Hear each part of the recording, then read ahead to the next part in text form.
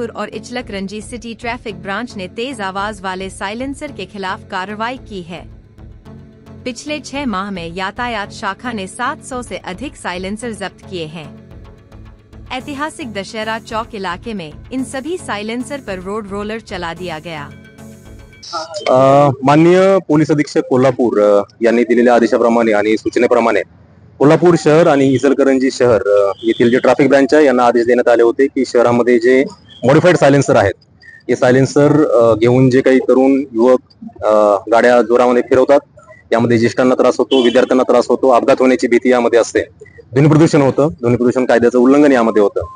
तर motor vehicle act नुसार यामध्ये कारवाई करण्यात येण्याचे आदेश देण्यात आले होते। त्या आदेशाप्रमाणे आज 737 सायलेन्सरवर कारवाई केलेली आहे। हे सायलेन्सर आज नाश करण्यात आलेले आहेत। नाश करण्याचं कारण असं आहे की हे सायलेन्सर परत वापरामध्ये येऊ नये, कारण हे सायलेन्सर परत वापरामध्ये येऊ शकतात, त्यामुळे हे आज रोलरच्या सहाय्याने नाश केलेले आहेत। शहर ट्रॅफिक आणि इचलकरंजी ट्रॅफिक या दोन्ही ट्रॅफिक ब्रांचच्या माध्यमातून 1200 वाहनांवर कारवाई झालेली आहे आणि साधारणतः 12 लाख रुपयाचा मुद्देमाल सुद्धा जप्त करण्यात आलेला आहे। कोल्हापूर शहर आणि इचलकरंजी शहरवासियांना माझं आव्हान आहे की जे कंपनीचे सायलेन्सर आहेत तेच आपण वापरावे, कुठलेही मॉडिफाईड सायलेन्सर आपण वापरू नये। यापुढे सुद्धा मॉडिफाईड सायलेन्सर असतील, ट्रिपल सीट असतील, फॅन्सी नंबर प्लेट असतील, यावर सुद्धा पोलीस प्रशासनाकडून अशाच प्रकारची कडक कारवाई केली जाणार आहे।